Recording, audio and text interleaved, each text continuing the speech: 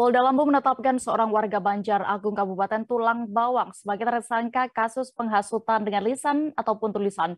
Penghasutan ini terkait peristiwa persekusi jemaat gereja saat pelaksanaan ibadah di Tulang Bawang. Dalam kasus ini, polisi menyita barang bukti berupa video rekaman.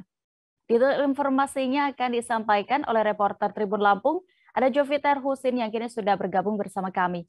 Halo rekan Joviter. Halo Dea. Bisa Anda informasikan proses penetapan tersangka penghasutan dan dalam peristiwa persekusi jemaat gereja ini? Apa dasar hukum yang dipakai sebenarnya dan juga berapa total saksi yang sebelumnya juga sempat diperiksa? Ya, untuk penetapan tersangka sendiri berdasarkan dari pemeriksaan yang dilakukan oleh Direktorat Kriminal Umum Polda Lampung, di mana tersangka IM atau Imron ini sudah 2 kali melakukan pemeriksaan oleh penyidik di Direktorat Kriminal Umum. Tersangka IR ditetapkan tersangka setelah diperiksa 22 saksi dari pihak ke gereja di Tulang Bawang. Adapun dasar penetapan ini karena perbuatan tersangka melanggar pasal 14 Undang-Undang tahun 1945, pasal 160 KUHP dan pasal 158 KUHP. Demikian ya. Lalu dari pemeriksaan polisi ini, apakah yang kini sudah ditetapkan tersangka ini baru sekali melakukan penghasutan dan persekusi ataukah memang sudah pernah melakukan sebelumnya, Joviter? Ya, dari hasil pemeriksaan diketahui bahwa tersangka telah melakukan persekusi atau hujatan untuk jemaat gereja itu berawal dari pertengahan tahun 2020.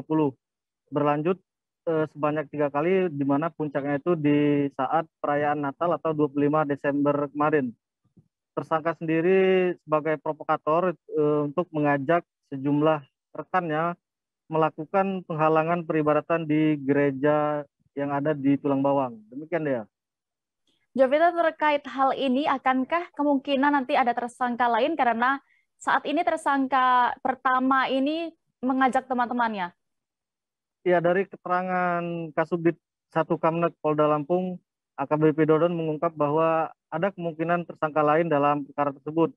Namun yang jelas pihaknya masih melakukan pemeriksaan terhadap tersangka maupun rekan tersangka yang diduga terlibat dalam penghalangan peribadatan tersebut. Demikian dia. Baik, Tribuners, terkait hal ini, rekan jurnalis kami sudah mendapatkan keterangan dari Kasubdit 1 Kamnek AKBP Dodon Priyambodo. Berikut keterangan lengkapnya. Kemudian pada malam harinya tanggal 25 sekitar jam 21, sekelompok orang yang dihasut tersebut melakukan pemalangan terhadap pintu-pintu gereja, sehingga kegiatan selanjutnya dari kegiatan gereja GPI Tulang Bawang ini tidak dapat dilakukan. Adapun argumen dari pihak tersangka ataupun para pelaku persekusi ini, mereka menggunakan persyaratan SKB 2 Menteri untuk menghentikan kegiatan gereja, di mana sebenarnya SKB 2 Menteri Agama dan Menteri Dalam Negeri nomor 8 dan 9 tahun 2006 tersebut sifatnya hanyalah pedoman kepada kepala daerah untuk menjaga kerukunan, dan tidak ada sanksi pidananya, tidak ada, namun hanya sifatnya administratif, sifatnya pembinaan dan pemberitahuan.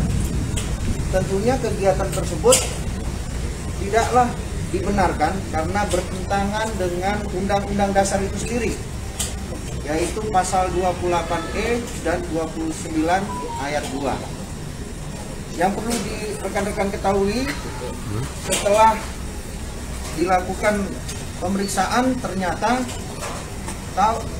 kejadian tersebut sudah lama berlangsung untuk menghalang-halangi kegiatan peribadatan tersebut mulai dari tahun 2018, dan pemalangan itu sudah yang ketiga kali. Tanggal 25 Desember tersebut adalah yang ketiga kali, di mana yang pertama adalah tanggal 5 Juli 2020 dan 6 Juli 2020, di mana banner untuk memprovokasi massa bahwa seolah-olah benar penghentian kegiatan ibadah tersebut itu dipasang pertama kali dan yang kedua pada malam 25 Desember. Nah, sementara penetapan tersangka dari saudara IM ini sendiri sebagai yang kita duga otak dari pelaku tersebut, ini sudah kita periksa 22 orang saksi. Dari klaster pihak gereja ada 9 orang. Terima kasih sudah nonton. Jangan lupa like, subscribe, dan share ya.